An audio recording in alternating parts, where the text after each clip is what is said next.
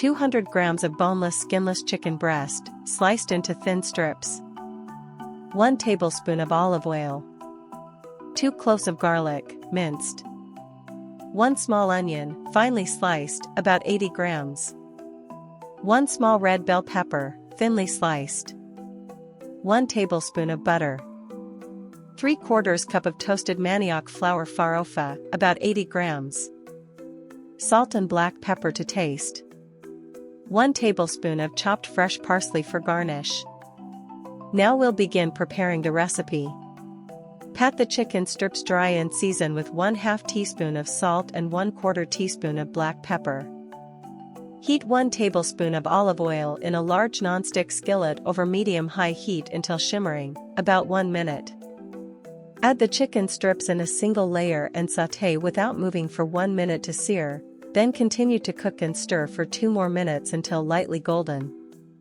Push the chicken to one side, add 1 tablespoon of butter to the empty side and add the minced garlic and sliced onion, sauté together for 1 minute until fragrant.